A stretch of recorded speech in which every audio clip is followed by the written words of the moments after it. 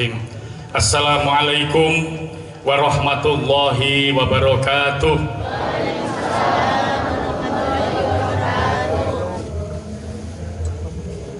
Alhamdulillahilladzi hadana li hada wa ma kunna linahtadiya laula an hadanallah. Asyhadu an la ilaha illallah wa asyhadu anna Muhammadan abduhu wa rasuluh. Allahumma shalli ala sayyidina Muhammad wa ala ali sayyidina Muhammad. Rabbi shrah li sadri wa yassir li amri wahlul 'uqdatam min lisani yafqahu qawli. Hadratil muhtaramin, para kiai, para ibu nyai, para asatid, wabil khusus wal khusus, sahibul ma'had, sahibul hajat, wa sahibul fulus. Guru kita, kiai kita, Kiai Haji Zenpek atau Gus Zenpek, kita doakan mudah-mudahan panjang umur, sehat selalu, rizkon wasian, rizkinya melimpah, dan awake dhewe kecipratan. Amin.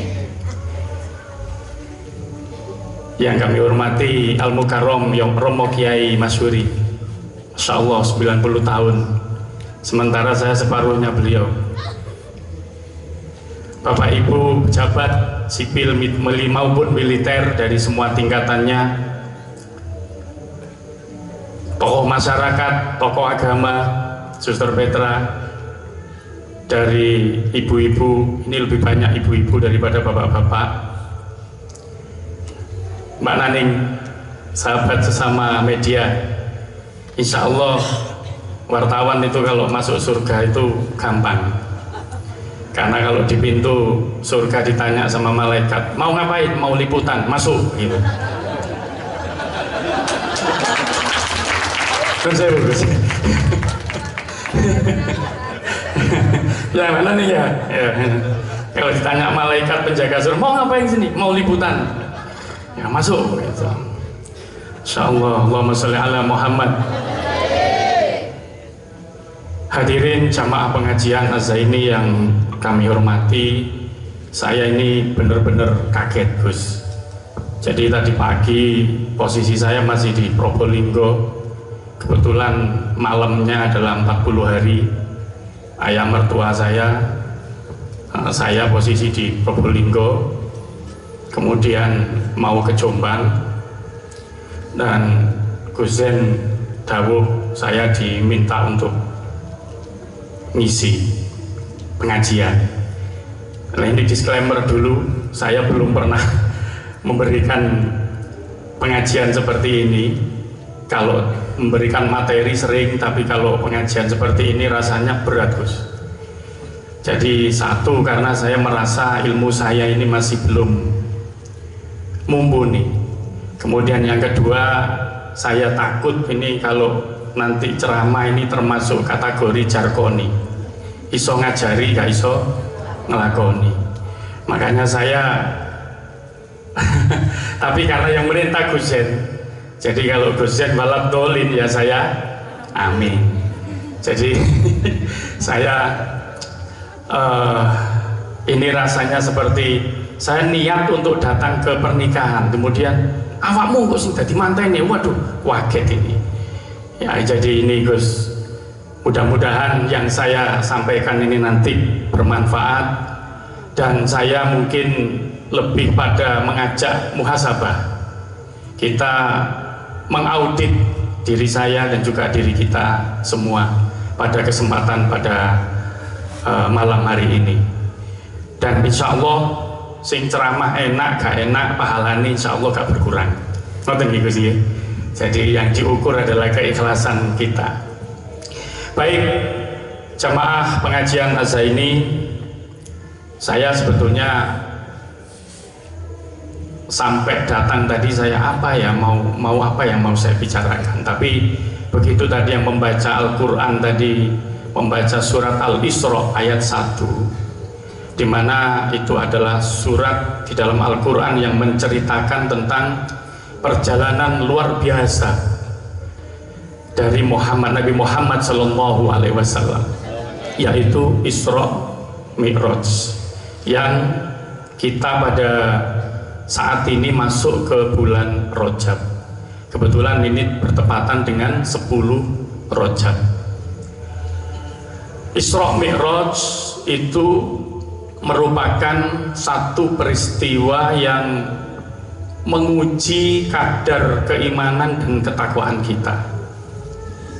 Bapak Ibu yang saya hormati, sampai saat ini masih terjadi perdebatan di kalangan para saintis ilmuwan, yang kalau kita kan udah selesai, karena Isra Mi'raj itu adalah peristiwa gaib yang itu harus sebagai orang beriman harus percaya sebelum akal pikiran kita bisa menerima. Karena itu kan saya katakan tadi bahwa Isra Mi'raj adalah satu peristiwa yang itu menguji kadar keimanan dan ketakwaan kita. Isra perjalanan Nabi Muhammad dari Masjidil Haram ke Masjidil Aqsa, jaraknya sekitar 1.500 km. Alhamdulillah saya sudah berkesempatan ke Aqsa, sudah sholat di sana. Cuma sayangnya Al-Aqsa sampai saat ini masih dikuasai oleh Israel. Jadi kalau kita mau ke sana ya itu melalui penjagaan yang ketat. Tidak seperti di Masjidil Haram yang kita bisa sewaktu-waktu bisa itikaf. Kalau di Masjid Al-Aqsa itu, masjid itu baru dibuka 30 menit sebelum waktu subuh dan ditutup 30 menit sampai 1 jam, 30 menit sampai 1 jam setelah waktu subuh. Jadi tidak bisa kita bebas masuk seperti di Masjidil Haram. Nah, 1.500 km ditempuh oleh Nabi Muhammad SAW.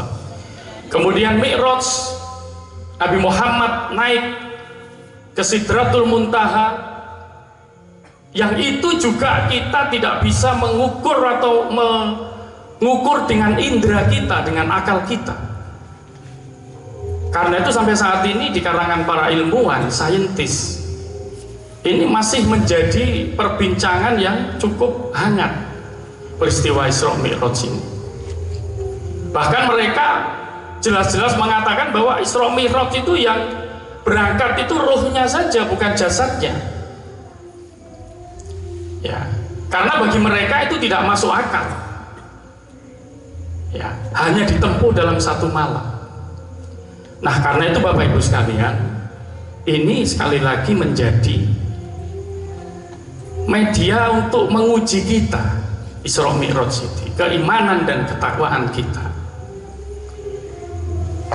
Di dalam Al-Quran surat Al-Baqarah ayat 3, walladzina amanu walladzina yu'minuna bil ghaibi wa yuqimunas sholata wa mimma razaqnahum yunfiqun. Ayat 3 dari surat Al-Baqarah ini menceritakan tentang tanda-tanda orang bertakwa.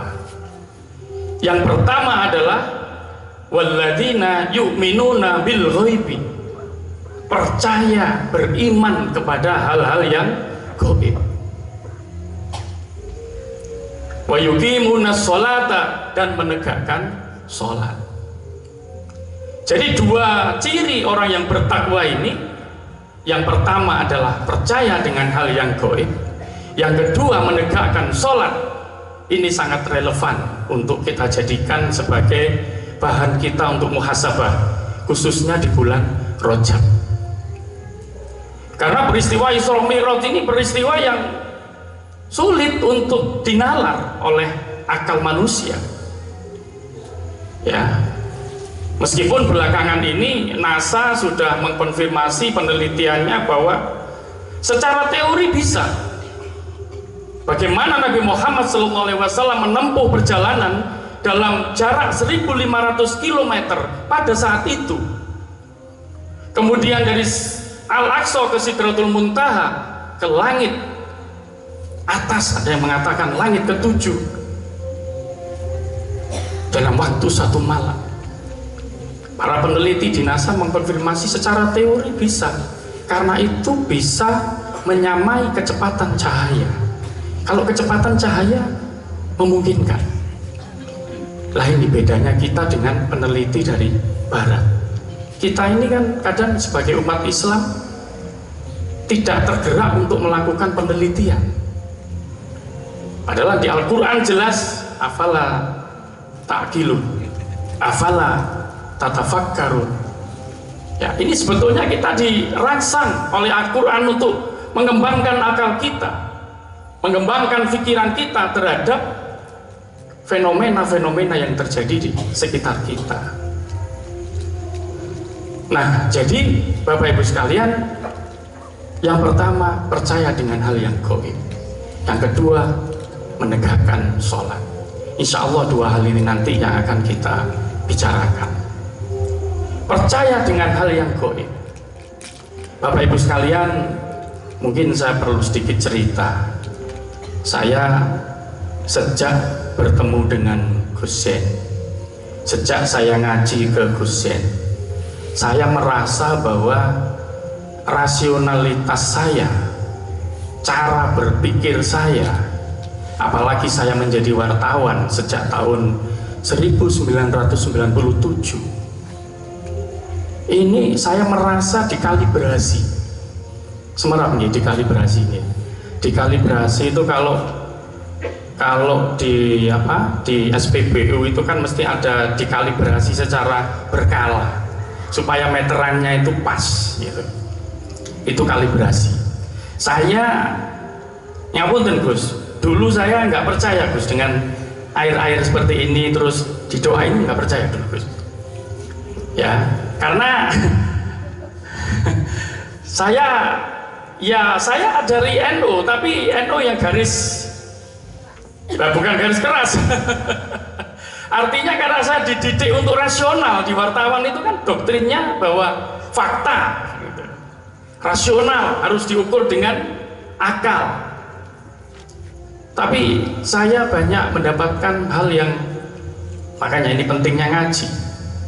Ya, pentingnya ngaji, pentingnya kita bertemu dengan orang yang tepat. Saya merasa bahwa ketika saya bertemu dengan Gus Zain, saya ini, sehingga hal-hal yang semula yang sifatnya gaib, yang sulit rasanya dinalar oleh akal sehat, itu saya alami, dan ini bagian dari atmosfer kekuasaan Allah. Ya, jadi misalnya kalau ke alternatif itu ya, ke alternatif itu saya 50-50 kalau dulu, antara percaya dan tidak percaya. Ya, tapi setelah kita ngaji Bapak Ibu, bahwa alternatif itu juga ilmu, ilmunya Allah. Ilmunya Allah itu luas sekali. Dokter itu hanya diberikan sangat sedikit saja dari ilmunya Allah.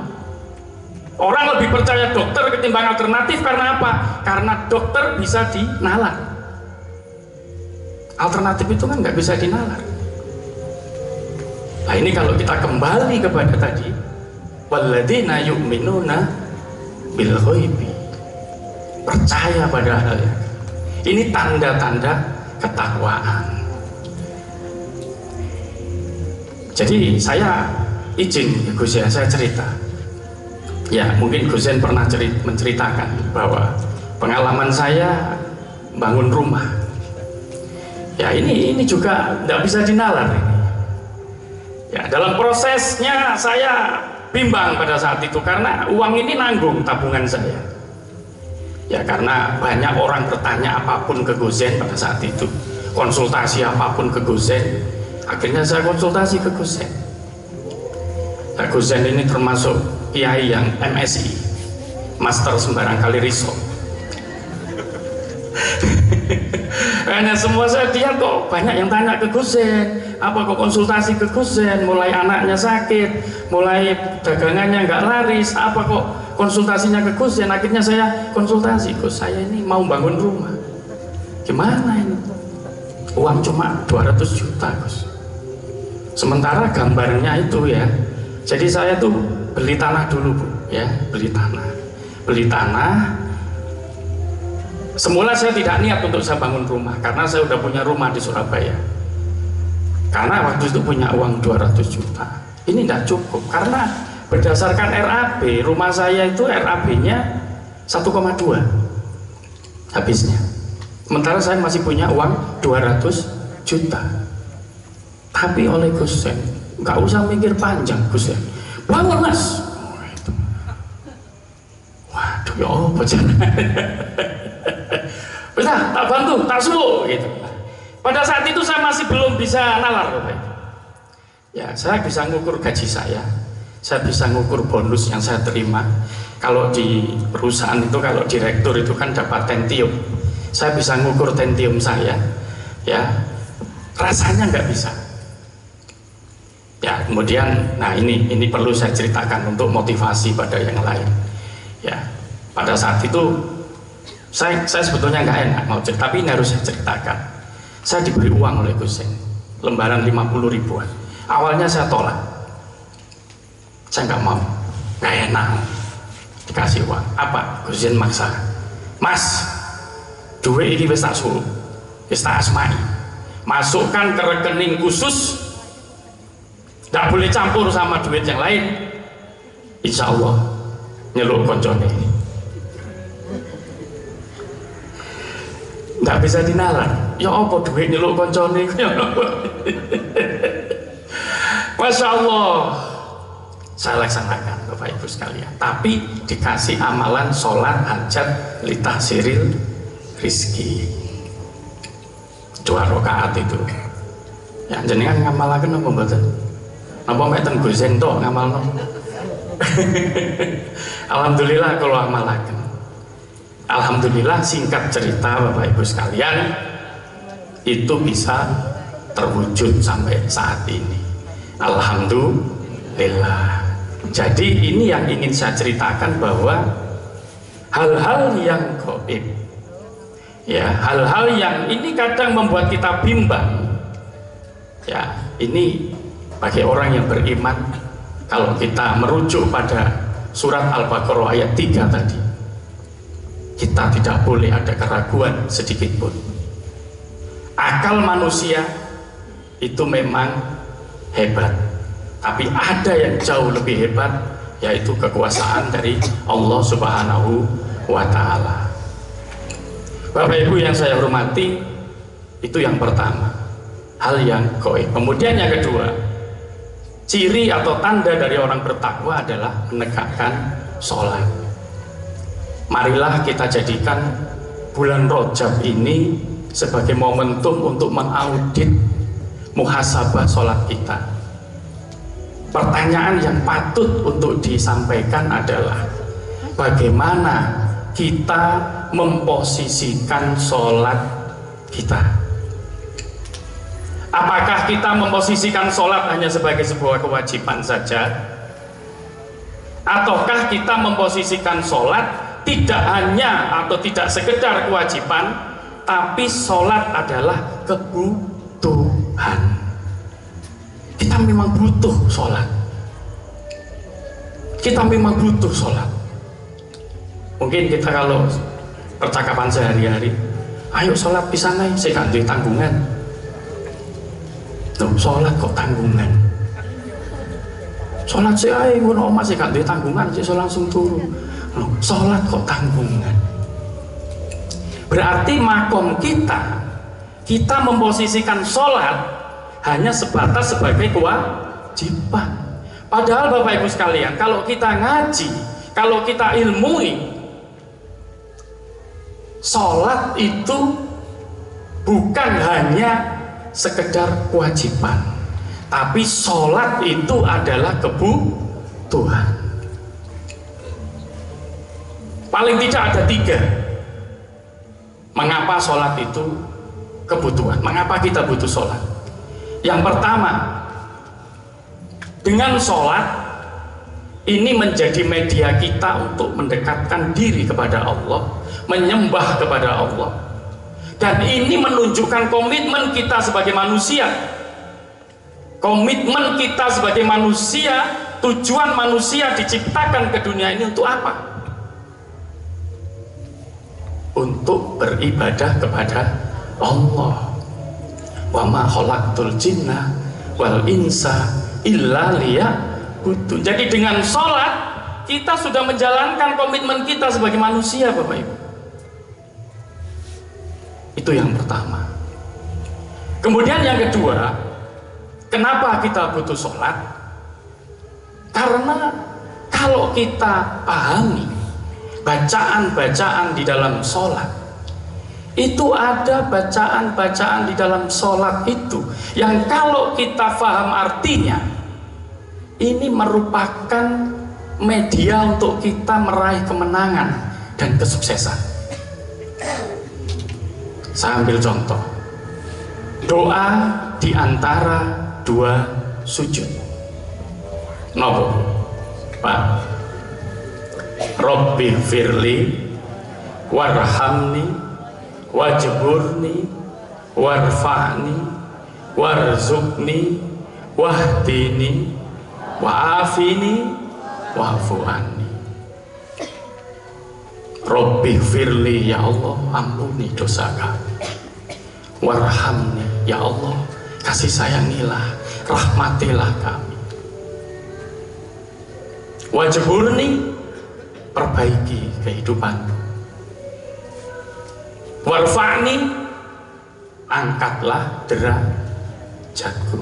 Warzukni, beri aku rezeki. Wahdini, beri petunjuk yang baik.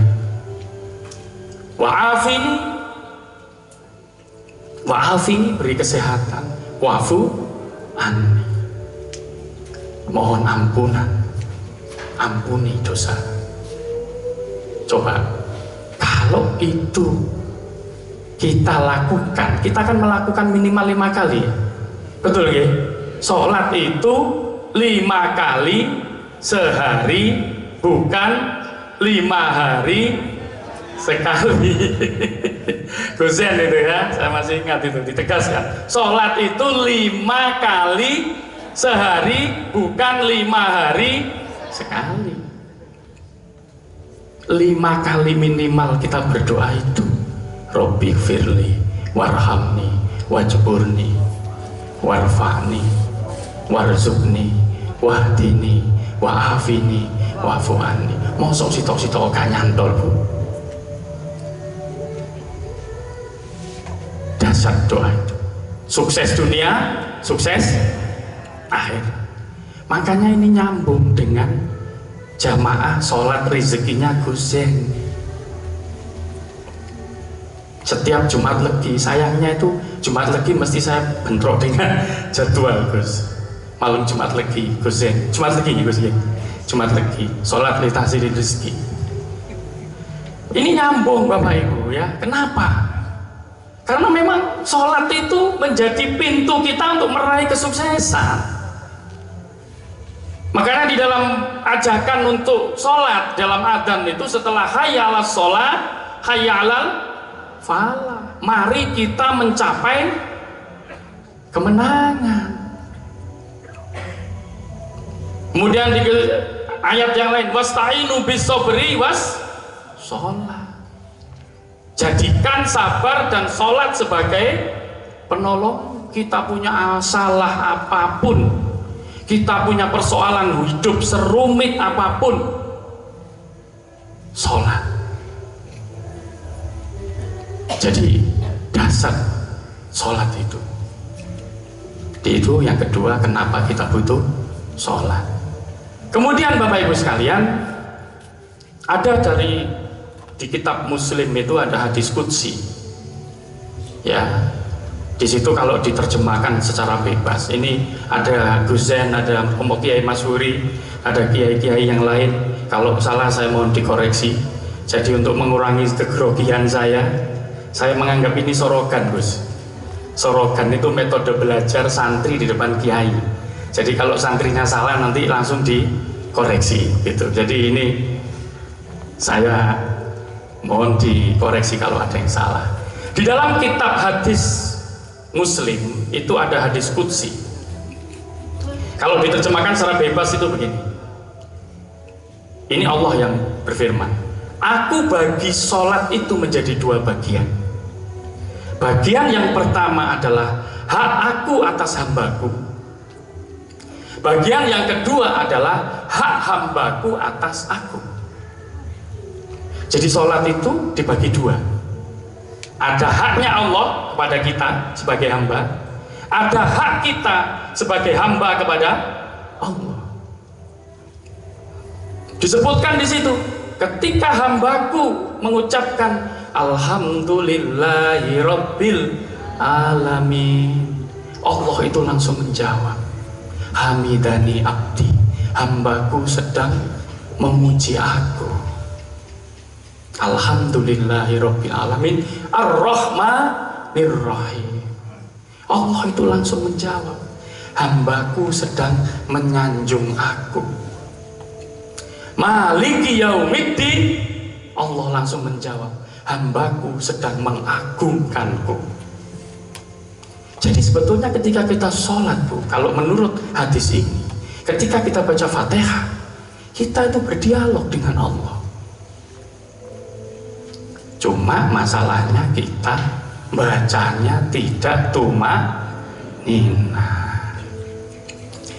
Bismillahirrahmanirrahim. Alhamdulillahirabbil alamin arrahmanirrahim maliki yaumiddin iyyaka na'budu wa iyyaka nasta'in ihdinas siratal mustaqim siratal ladzina an'amta 'alaihim ghairil maghdubi 'alaihim waladdallin. Bagaimana? Ya karena nggak tahu ilmunya, nggak ngaji. Ya, ini hadis sahih loh ini. Muslim, ada di kitab Muslim. Kemudian ketika hambaku menyebut iyyaka na'budu wa iyyaka nasta'in, hanya kepada engkau aku menyembah dan hanya kepada engkau aku mohon pertolongan. Apa jawabnya Allah? Allah itu langsung menjawab, ini perjanjian aku dengan hambaku. Asalkan hakku dilaksanakan dengan baik oleh hambaku, artinya sholat kita khusyuk, sholat kita konsisten, sholat kita benar, apa yang diminta oleh hambaku aku kabulkan. Allahumma sholli ala Muhammad. Loh ini, Bu, jadi ini kenapa kita butuh sholat. Jadi jangan melihat sholat itu sebagai kewajiban. Kita butuh sholat.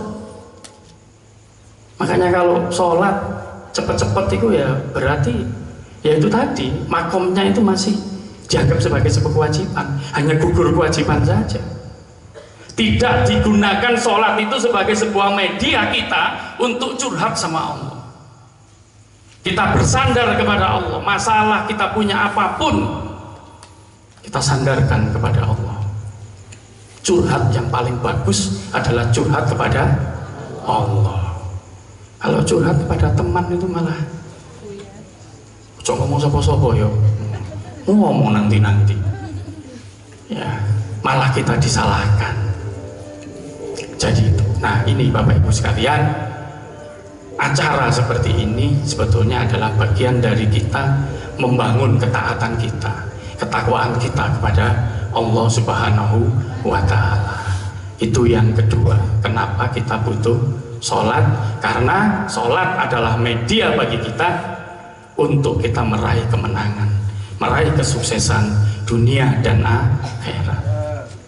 Makanya ketika iyyaka na'budu wa iyyaka nasta'in, sebagian mufassir hadis berpendapat bahwa pada saat itu kita boleh batin apa yang menjadi hajat kita.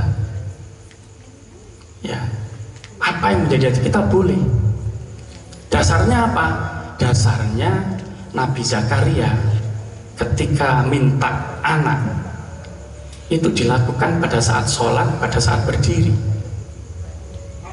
Itu dijelaskan di dalam surat Al-Imran.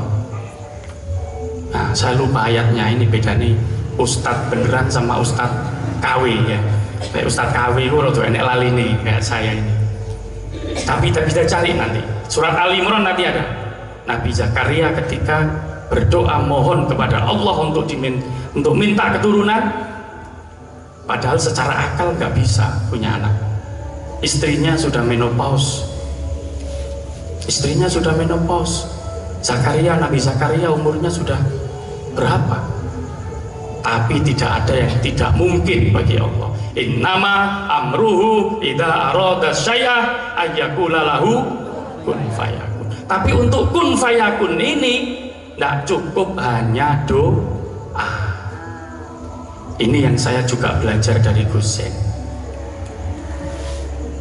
Saya mengenal konsep ada ikhtiar lahir, ada ikhtiar batin itu ya setelah saya banyak berinteraksi, banyak ngaji dengan Gus Zain. Jadi ikhtiar itu tidak cukup ikhtiar batin. Masih sholat litasili rizki bendino, tapi kalau nggak ada ikhtiar lahirnya nggak bisa. Jadi ini harus sinkron antara ikhtiar lahir dan ikhtiar batin. Ikhtiar lahir Gus Zain bisa seperti sekarang ini ya karena syariat. Beliau ini kan selain kiai juga bisnismen, pengusaha yang kiai atau kiai yang pengusaha. Ini tepatnya apa nih? Kiai yang pengusaha atau pengusaha yang kiai. Loh, tidak banyak Bapak Ibu. Saya pelajari, saya tanya, saya tidak hanya tanya sama beliau, saya juga tanya dengan orang-orang yang kenal dengan beliau. Beliau sebagai seorang pengusaha, syariat bisnis sudah dilalui. Mulai dari yang kecil, jualan ikan di pasar, ya juga pernah ditipu. Orang bisnis itu kalau nggak pernah ditipu itu nggak ini ya. Syariat bisnis itu kan harus pernah ditipu. Syariat. Dan Gus Zain ini seorang opportunity hunter. Jadi saya belajar sama beliau ini termasuk pengusaha yang opportunity hunter, pemburu peluang. Mana peluang ini? Kira-kira ini ambil. Ini ada ngebor minyak. Diceritakan nih kiai ngebor minyak. Karena beliau opportunity hunter, pemburu peluang. Seorang bisnismen itu harus apa? Kalau ingin bisnisnya berkembang, kalau bisnisnya ingin sustain terus, harus punya mental opportunity hunter, pemburu peluang. Mana ada peluang? Orang lain belum melihat itu sebagai sebuah peluang, dia sudah melihat itu sebagai sebuah peluang. Nah, ini saya belajar dari beliau. Makanya ketika saya memimpin Radar Malang, saya banyak mendapatkan ide, yaitu tadi. Oh, ini peluang, ini bisa dikembangkan. Ini peluang di sini bisa dikembangkan. Saya pernah membangun jembatan, Bapak Ibu, di Betek, Tembalangan. Kalau panjenengan lewat di situ, ada jembatan Betek Tembalangan di situ, nama saya ada di situ, tanda tangan, meresmikan. Ya, saya kerjasama dengan UB. Saya juga pernah kerjasama dengan UMM, Pak Fauzan, bangun pusat listrik tenaga mikrohidro di Turen. Di situ ada pembangkit listrik tenaga air di situ, yang kecil. UMM punya teknologinya, kita kerjasama banyak. Dan pada saat itu kita nomor 1 di seluruh radar di wilayah timur tengah. Kita nomor 1 Radar Malang. Saya waktu itu pegang Radar Malang masih kalah sama Bali ya, sehingga Radar Malang bisa nomor 1. Sekarang per 2023 Radar Kediri nomor 1. 2023 bisa nyalip Radar Malang, gak masuk akal ya. Karena saya nyontoh dari beliau. Ada peluang apa di sini bisa dikerjasamakan. Kalau nggak bisa jadi duit, jadi apa yang kira-kira bisa menguntungkan bagi? Ini namanya opportunity hunter ya. Nah, ini adik-adik kalau ingin jadi pengusaha itu ya, opportunity hunter. Nah, ini yang disebut dengan ikhtiar lahir. Ikhtiar batinnya sholat konsisten yang khusyuk, baca Fatihah ojo kesusu, pas baca doa di antara 2 sujud juga harus yang tumanina ya, insya Allah. karena saya sudah merasakan, meskipun belum banyak ya, tapi ini paling tidak membangun spiritualitas. Jadi spiritualitas itu penting dalam apapun. Berteman kita butuh spiritualitas, hubungan suami istri kita butuh spiritualitas, bekerja kita butuh spiritualitas. Karena kalau nggak ada spiritualitas, ini kita akan mudah stres. Ini yang terjadi di Jepang, Bapak Ibu. Di Jepang itu, Bapak Ibu, sekarang tingkat bunuh dirinya itu meningkat terus. Jadi di Jepang itu orang stres itu gampang. Bahkan saya baca di pemberitaan itu di Jepang itu ada rambu-rambu larangan bunuh diri di tempat itu. Jadi kalau mau bunuh diri harus di tempat yang jauh dari keramaian. Ada undang-undangnya. Saking seringnya orang bunuh diri. Di Jepang anak muda tuh nggak mau nikah sekarang. Nggak mau. Apa? Kalau nikah ruwet, cerewet. Ya udah dapat istri yang nggak cetak, cerewet. Terus apa lagi? Bayar pajaknya lebih mahal. Akhirnya di sana tingkat jomblonya juga meningkat. Orang-orang itu akhirnya apa? Berpasangan dengan, misalnya kalau punya kucing, punya anjing, wah enak, gak rewel ya. Atau robot, ya, istrinya itu robot, AI, ya, enak kan jaluan duit robot. Lah ini Bapak Ibu, karena nggak ada spiritualitas. Makanya forum-forum seperti ini saya sangat bersyukur di Malang ini dikenalkan dengan Gus Zen, sehingga tadi itu saya katakan mengkalibrasi rasionalitas kita. Karena kita ini kalau rasionalitas itu kalau kita nggak bisa maintenance, Bu, kita ini bisa menjadi apa? Bisa menjadi bukan ateis, apa, sekuler. Kita sekuler. Sekuler itu kalau nanti kadarnya tinggi, ateis. Ya, ini ada satu data yang mengkhawatirkan Bapak Ibu. Anak-anak muda di Arab Saudi itu sekarang ini banyak membaca buku yang itu bacaan wajibnya orang-orang ateis. Kenapa bisa begitu? Karena rasionalitasnya liar, melihat segala sesuatu dari akal. Oh ini nggak masuk akal, nggak bisa. Ini nggak bisa diterima oleh pengetahuan, nggak bisa. Ya, lah itu. Nah kembali kepada pertanyaan tadi, mengapa kita butuh sholat? Yang ketiga Bapak Ibu sekalian, sholat itu bisa menyehatkan fisik dan mental. Dan ini sudah terkonfirmasi dari banyak hasil penelitian. Di Amerika Serikat itu ada satu lembaga namanya Mayo Clinic. Jenengan nanti bisa tanya Google, Mayo Clinic, M-A-Y-O Clinic. Mayo Clinic itu sebuah lembaga nirlaba yang mengintegrasikan pendidikan, pelayanan kesehatan, dan penelitian.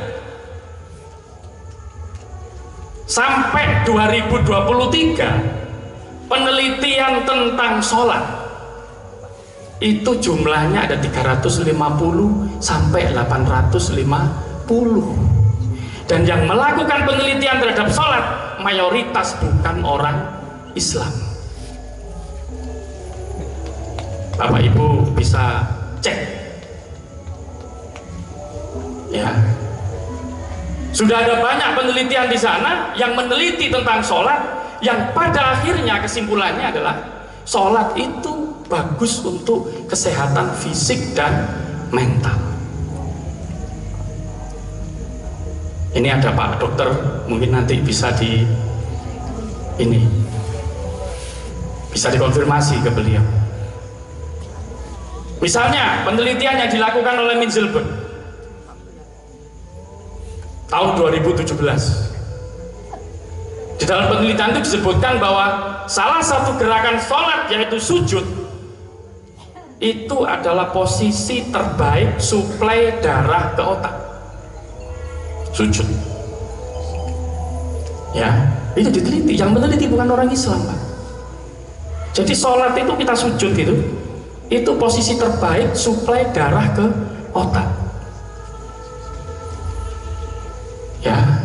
Dan ada 900 sampel di situ menyatakan bahwa sujud itu kalau teratur dilakukan itu bisa meminimalisir gangguan kognitif pada otak hingga Alzheimer. Kemudian ada penelitian lagi, ada banyak 14 penelitian di situ yang menceritakan bahwa sholat itu dianggap sebagai meditasi terbaik. Asal sholatnya khusyuk. Allahu Akbar. Waduh, HP ku kurang pas foto itu kurang tak gawe. Oleh diwaca ibu arek-arek ya apa iki? Pengalaman pribadi. Berarti gak khusyuk. Ya. Jadi di penelitian itu disebutkan bahwa kalau sholat itu dilakukan dengan khusyuk, itu meditasi terbaik, termasuk dalam atmosfer meditasi di situ. Dan itu bagus untuk kesehatan mental dan kehidupan religius. Kemudian penelitian yang ketiga yang pernah dilakukan oleh Doves, dia meneliti tentang gerakan-gerakan di dalam sholat itu. Hasilnya apa? Ternyata gerakan-gerakan sholat mulai dari kita takbiratul ihram sampai kita sujud kemudian salam, ini signifikan bisa menurunkan kadar sistolik dan diastolik. Jadi kalau orang kena hipertensi itu sholat. Ya, jadi itu Bapak Ibu sekalian, ya, kenapa kita butuh sholat? Makanya mari saya mengajak diri saya sendiri dan juga panjenengan semua dalam bulan Rajab ini, mari kita jadikan sebagai momentum kita untuk muhasabah, mengaudit. Yang pertama, seberapa kita punya kadar ketakwaan dan keimanan kita terhadap Allah Subhanahu wa Ta'ala. Takwa itu definisinya al-imtisalu awamirillah wajtinabun nawahi, melaksanakan segala perintahnya, menjauhi segala larangannya. Kita mungkin nggak bunuh orang, ya, kita mungkin nggak berzina, sing gede-gede kita nggak ngerasani tonggoni, mbujui, ya. Ya, ini bisa nggak sehari kita nggak bohong, bisa. Atau sebaliknya, kita sehari itu bohong sudah berapa kali ya? Wah, ini padahal takwa itu. Mari kita jadikan bulan Rajab ini sebagai momentum kita untuk mengaudit kadar keimanan dan ketakwaan kita pada Allah Subhanahu wa Ta'ala. Kemudian yang kedua, mari saya mengajak diri saya sendiri dan juga panjenengan semua, kita mengaudit ibadah kita, wabil khusus ibadah sholat kita. Mudah-mudahan kita termasuk ke dalam golongan orang-orang yang menegakkan sholat, yang sholatnya khusyuk, yang sholatnya konsisten, sehingga kita bisa meraih kemenangan melalui sholat. Saya kira itu Bapak Ibu sekalian, matur nuwun sanget panjenengan sudah berkenan untuk mendengarkan apa yang saya sampaikan. Apabila ada kurang lebihnya saya mohon maaf yang sebesar-besarnya. Wallahu muwaffiq ila aqwamit thoriq. Wassalamualaikum warahmatullahi wabarakatuh.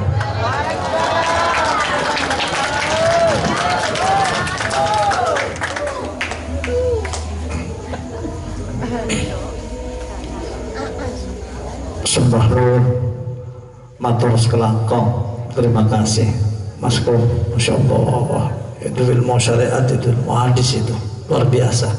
Sebelum saya tutup, kesimpulan dari yang disampaikan oleh Ustadz kita Mas Kum, saya teringat Mas Kum, saya pernah suan waktu di Pasuruan ketemu Mustafa Bisri. Kenal nggih? 5 menit saja. Yai Mustafa Bisri punya bapak namanya Yai Bisri. Yai Bisri ini seorang alim al-allamah al-arif billah, sahabat dengan Mbah Hamid Pasuruan. Nah, Mbah Hamid ini wali luar biasa. Kenapa kok jadi wali? Karena taat tadi, imtisalul awamir wastinabun nawahi. Nah, Yai Mustafa Bisri cerita, Gus, bapak kula niku suwan ke Mbah Hamid. Mbah Hamid kalau sudah sholat wirid betul-betul tumaknina, istiqomah dan dirsapi. Jadi Mbah Hamid niku Mas Nanti, Mas Heru, dokter, kalau wirid lama, bacaan Fatihahnya diresapi. Akhirnya Yai Bisri nunggu, karena Mbah Bisri dengan Mbah Hamid ini bersaudara, sahabat dekat. Guyon sedikit Mbah Bisri ini. Nopo guyonane? Sampai dengarkan ini. Kita jauh-jauh toko Jawa Tengah, kok angile ketemu wali. Niki do ibu Mbah Bisri.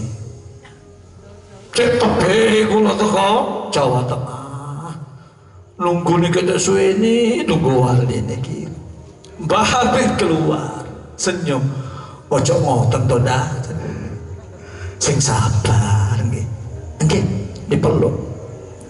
Sabarnya Mbah Bisri nunggu, sabarnya Mbah Hamid selesai istiqomah membaca dengan khusyuk tadi. Apa yang terjadi? Mbah Hamid, nggih, nopo kanda? Jenengan niku wali. Dan terus tolong mintakan langsung Mbah Hamid. Minta apa kanda? Minta mobil. Coba. Lo serius nih, catat nih.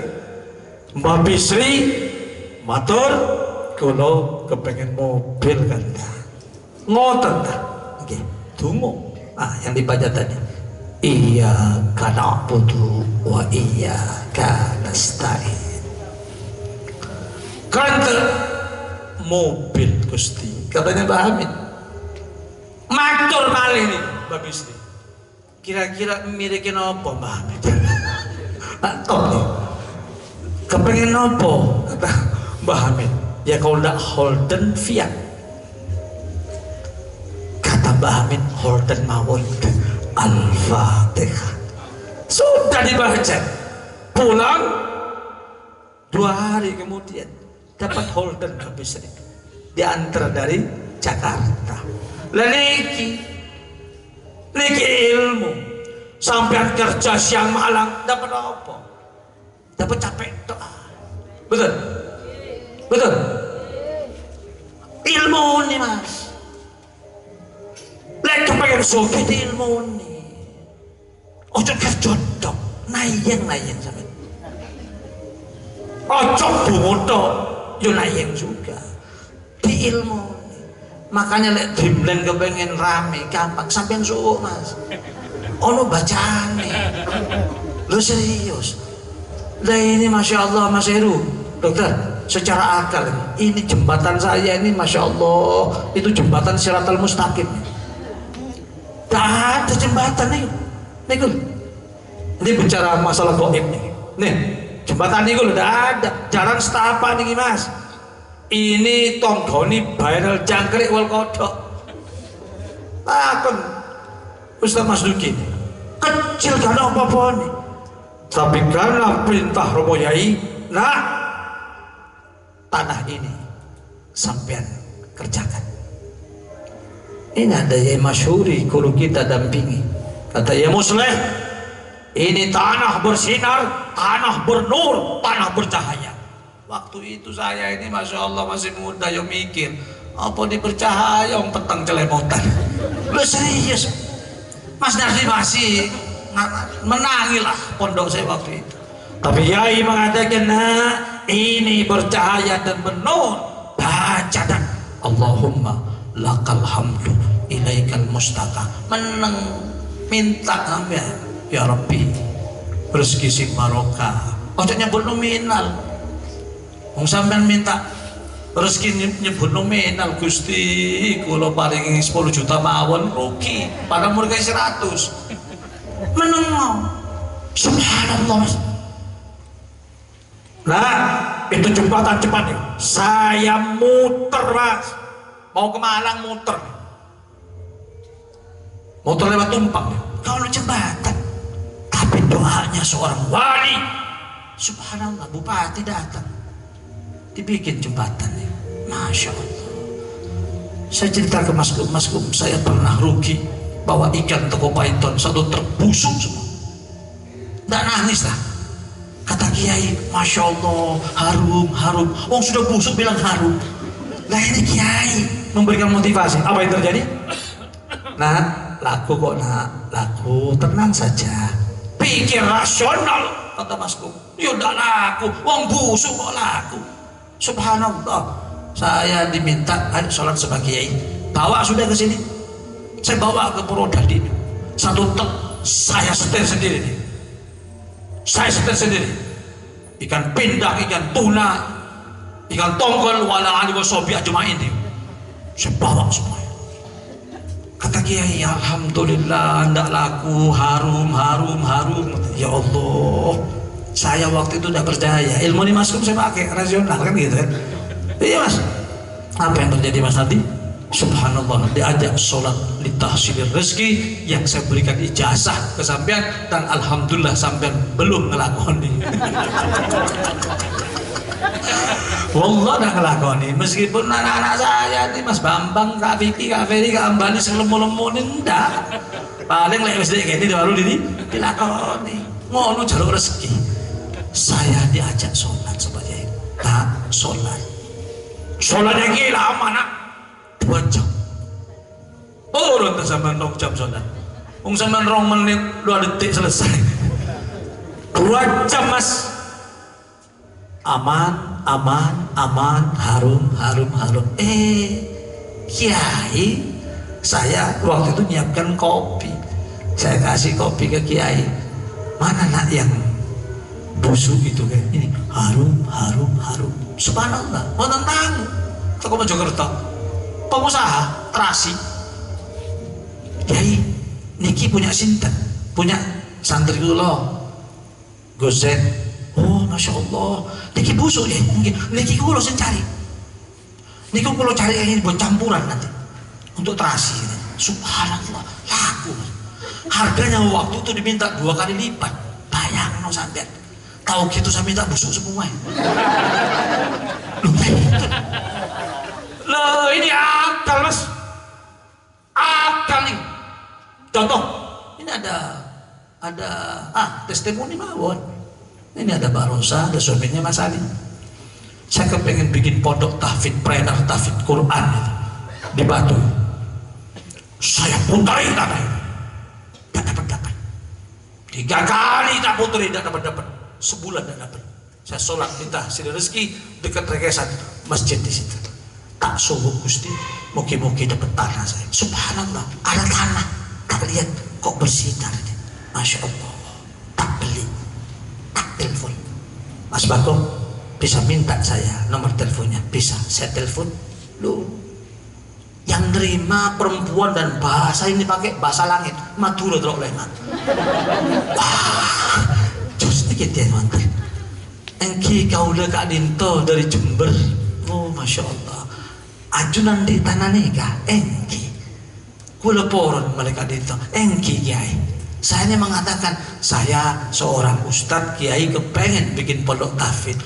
Oh kalau untuk pondok nyarah, ngerti nyarahnya? Ngiring, please, silahkan. Tafadhol, silahkan.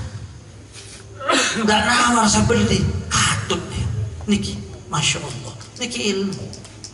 Lah sampai nek membeli sesuatu di ilmu nih. Usah nyocok saya. Kagian hitungan. Menang. Ayo. Terakhir, kok tanya kalau duit aku. Ono kabeh. Ojo medit-medit lah. Ono sing nyikit duit. Ini ini 50.000 sampai misalkan dapat duit ojo langsung masuk tunggu sampai langsung ya paling wedok dicelupin ke BH niki 100.000 nih nanti tak kembalikan mas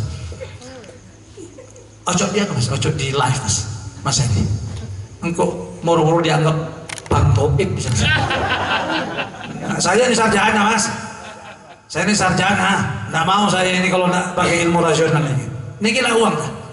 Saya